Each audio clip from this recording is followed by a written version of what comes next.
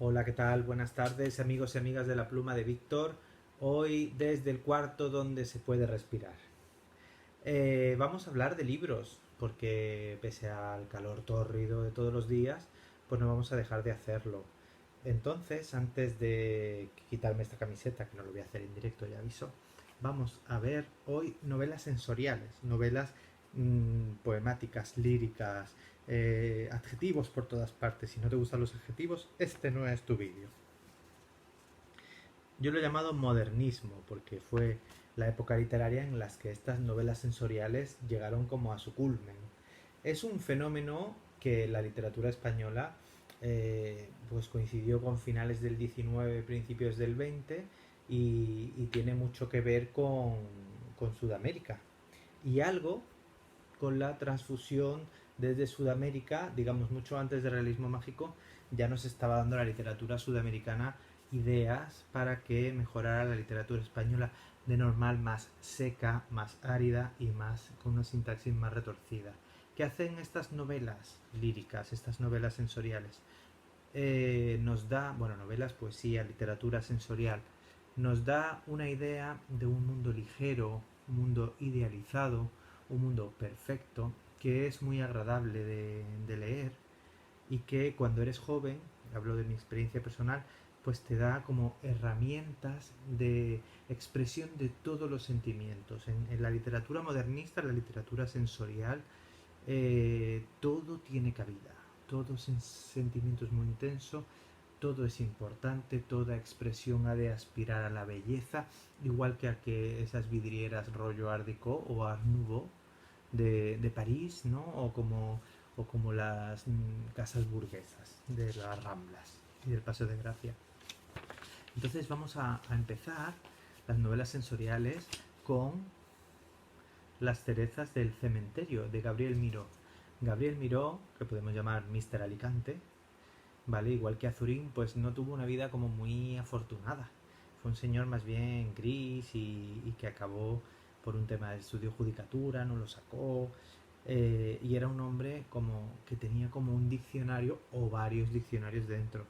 El problema de Gabriel Miró quizá es que sus novelas, aunque por temática pues se parecen a las de Blasco Ibáñez, se parecen a otros autores, digamos, de la valencianidad, sí es verdad que su forma supera al contenido. Es decir, cuando tú lees una novela de Gabriel Miró, estás casi leyendo poesía y eso a veces hay un tipo de lector que le paraliza porque es tan perfecta, digamos, esa conjunción poesía-prosa, que da la impresión de leer prosa poética y es muy difícil el tema de la prosa poética cuando es un argumento muy largo. Entonces, he recomendado Las cerezas del cementerio, un chico joven que se enamora de una mujer mayor y que tienen así una pasión descarnada que termina, pues esto, en poesía. ¿Vale? Eso es una manera bonita de no hacer spoiler. Hay un cementerio y unas cerezas que nadie coge porque las cerezas son prohibidas. Se mezcla un poco el rollo provinciano, el rollo poético. Entonces en las novelas de Gabriel Miró todo está explicado. Todo es intenso, todo se paraliza. Todo es tan bonito que se paraliza, ¿no? Es una maestría del léxico, una maestría del lenguaje al alcance de muy pocos. Si no habéis leído nada de Gabriel Miró, pillarlo, no es como un autor como que está muy de moda, pero sí es una experiencia diferente si estáis acostumbrados a leer unas novelas de siempre. Podéis empezar por Las cerezas del cementerio, Años y leguas, y si os gusta, pues es un género en sí mismo. Luego tenemos las sonatas de Valle Inclán, ¿vale? Las sonatas de Valle Inclán fue una colección. Valle Inclán fue pasando de estilo literario, al principio muy influido por Rubén Darío, que es el papa del modernismo, pues escribió las sonatas, ¿vale? Entonces mezclaba esa parte gallega, esta parte sudamericana, era un gran conocedor del lenguaje y otro dominador del léxico, otro dominador del vocabulario, porque para escribir modernista tienes que tener mucho vocabulario, a veces como un poco arcaizante, un poco antiguo, y eso es lo que ha hecho que estas novelas no hayan sobrevivido, muchas de ellas. Entonces, en las sonatas el marqués de Bradomín, feo católico sentimental, como nos explicaban, pues vive una existencia llena de amores desgraciados y amoríos de todo tipo. Entonces, en la sonata de primavera es un poco la estructura de los cuentos de Romer.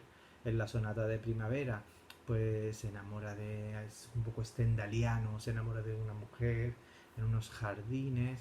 En la sonata de verano hay un poco más de crueldad con la niña Chole. Y luego en la sonata de otoño y la sonata de invierno también es la propia decadencia, ¿no?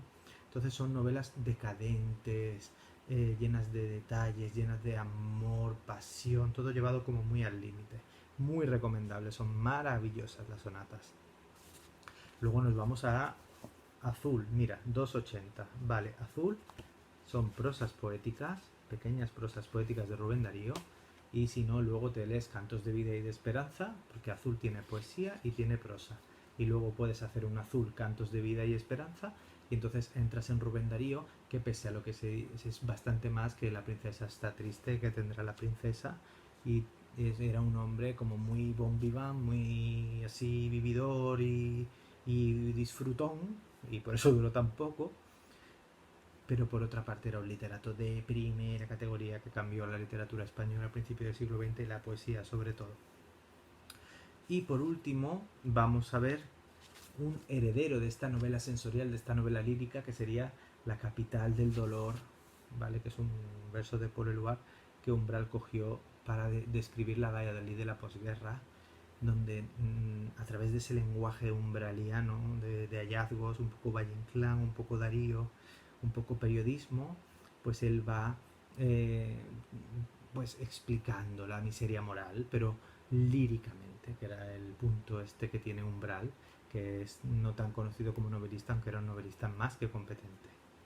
En otras literaturas, sobre todo la sudamericana, pues hay novelas sensoriales como puede ser El Balún Canán de Rosario Castellanos, una novela sobre una parte de Chiapas indígena, blanca, la lucha entre ellos, un estudio de costumbres, un, bueno, un transporte a una época y a una región, ¿no? A través de un lenguaje en el que explica, en el que te mimetiza con el ambiente.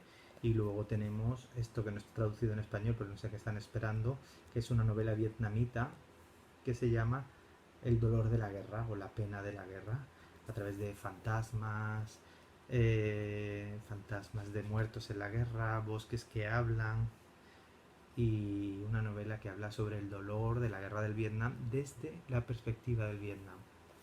Muy bien, pues yo creo que para novelas sensoriales tenemos un montón. Aquí tenemos a Banania y aquí tenemos a Layo. Y nos despedimos todos. ¿Eh? Perdón por el cambio de escenario, pero es que no puedo más con el calor. Así que un besito y felices lecturas.